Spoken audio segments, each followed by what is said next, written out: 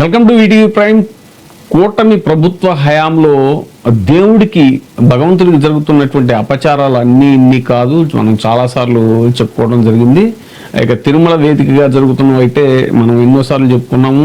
ఈ కల్తీని ఈ వివాదం ఎప్పటి నుంచి అయితే కూటమి దాన్ని ఒక రాజకీయ అంశంగా మలిచే ప్రయత్నం జరిగిందో అప్పటి నుంచి అనేక అనర్థాలు అపచారాలు జరుగుతూనే ఉన్నాయి.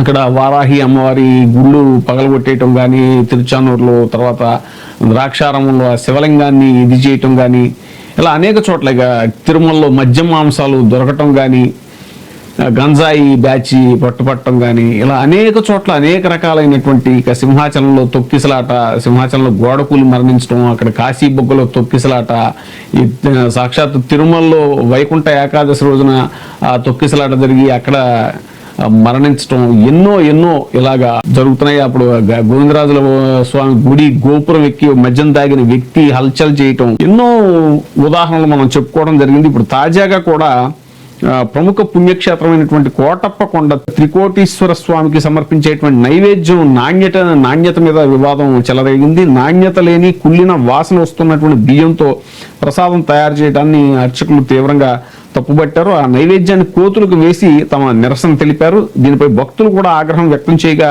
ఆ లోపాలను వెంటనే సరిదిద్దుతామని చెప్పేసి ఆలయ ఈఓ చంద్రశేఖరన్ ఆయన వివరణ కూడా ఇచ్చారట. మన దుర్గగుడిలో కూడా ప్రసాదం మీద మధ్యన ఇది రకరకాల వార్తలు మనం చూసాము. ఇలా ఎందుకు మరి పదే కేవలం ఈ దేవుడి కేంద్రంగా, ఆలయాల కేంద్రంగా జరుగుతున్నటువంటి అపచారాలు పదే కూటమి ప్రభుత్వం ఎందుకు జరుగుతున్నాయి? తాజాగా మనకు వీడియోలో కూడా చెప్పుకున్నాం, ఇవన్నీ స్వామి లీలలా అని. ఎందుకంటే తిరుమలకి సప్లై చేస్తున్నటువంటి ఇందాపూర్ డైరీ ట్యాంకర్ అయితే బోల్తా పడింది.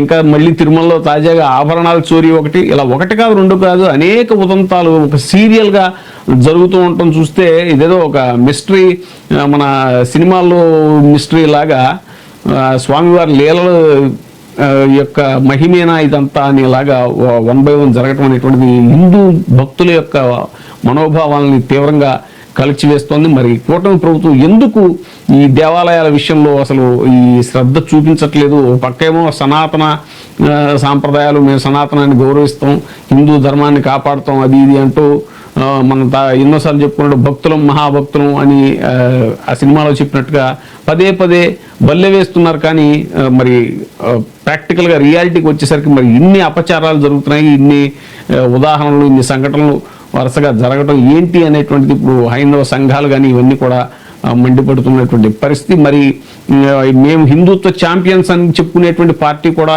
ఆంధ్రప్రదేశ్లో ఆ పార్టీ నేతలు ఎవరో కూడా వీటి మీద నోరు మెదపట్లేదు. ఇన్ని ఇన్సిడెంట్స్ సీరియల్గా జరుగుతున్నా మరి ఇక సనాతనవాదాన్ని భుజానికి ఎత్తుకున్నటువంటి పవన్ కళ్యాణ్ గారు కూడా పెద్దగా స్పందించినటువంటి దాఖలాలు లేవు. ఇన్ని వరుసపెట్టి ఇన్ని సంఘటనలు జరుగుతుంటే కూడా మరి ఎందుకని పలు వేదికల మీద చంద్రబాబు నాయుడు గారు నేను వెంకటేశ్వర స్వామి మహాభక్తుడిని, అది ఇది అని చెప్తున్నా, కులదేవం అని చెప్పేటువంటి ఆయన మరి ఆలయాల పట్ల జరుగుతున్నటువంటి అపచారాలను అరికట్టడం ఎందుకు కూటమి ప్రభుత్వం ఫెయిల్ అవుతుంది అనేటువంటి దానికి ఇప్పుడు సమాధానం చెప్పవలసిన అవసరం ఉంది అనేటువంటిది జరుగుతున్న చర్చ.